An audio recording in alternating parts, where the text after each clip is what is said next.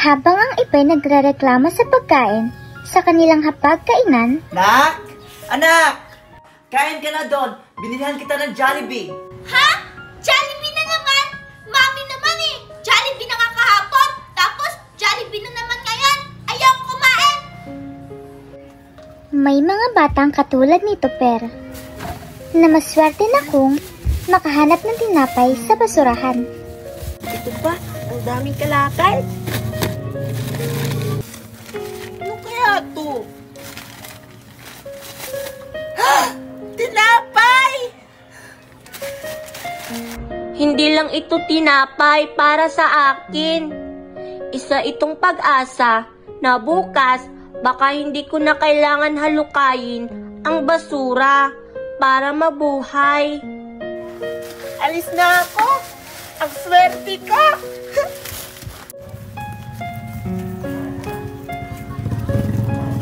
Ha? Wala nang buting makukuha. Ay! Kakain na muna ako! Ayan! Ang sarap ng tinapay! Ang bango-bango talaga! Kakain na ako! Ay! Nakalimutan ko. Hindi pa pala kumakain si nanay. Ibibigay ko na lang to sa kanya.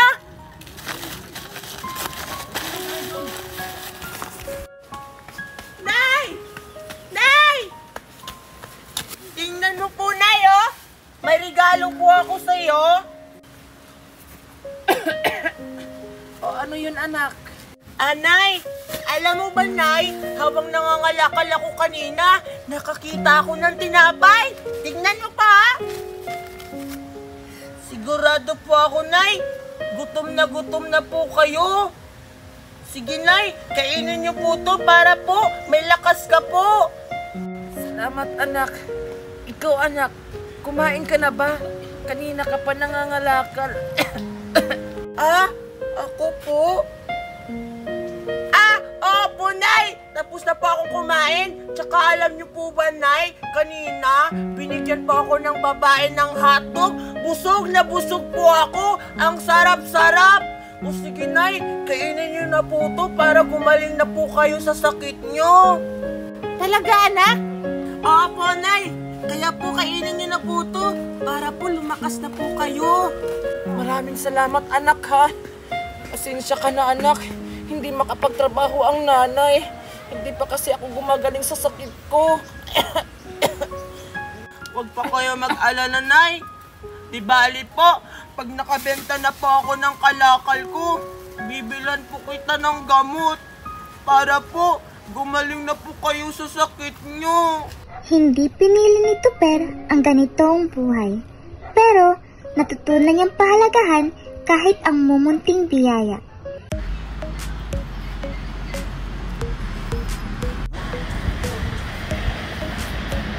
Hoy, Angel! Wala ka nang ibang ginawa kundi magbasa? Hindi ba nakakasawa? Baka naman may tinatawag siyang honor student spot, Alexa. Ano bang kailangan nyo, Alexa at Scarlett? Wala naman akong ginagawa sa inyo. Wala nga! Pero yung kapangitan mo, meron! Yung libro ko! Ibalik nyo yan, Alexa! Ano ba to? Diary? Nagdadayari siya ng pangit, Alexa. Sino naman yung Prince Charming mo? Sabi ng akin na eh! Kunin mo kung kaya mo! Angel pangit! Aray! Alexa! Scarlett! Tama na yan! Ano bang trip nyo?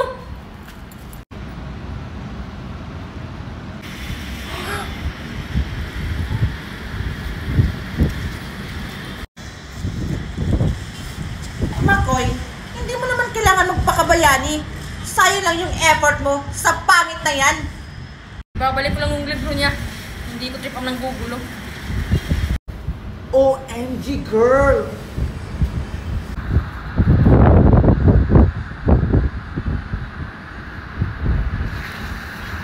Okay ka lang ba, Angel? Oo, Makoy. Salamat. Ito nga pala yung libro mo.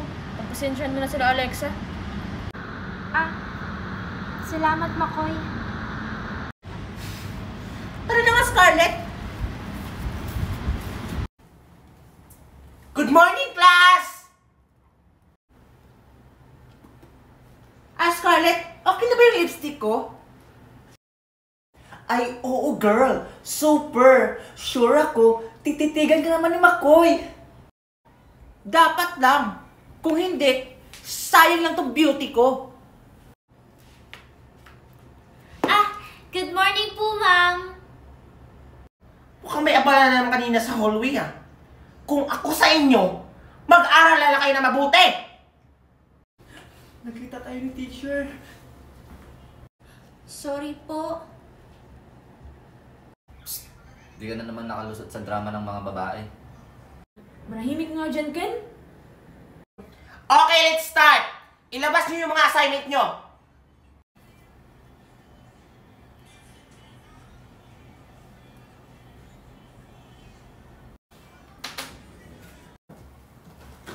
Hoy, Alexa!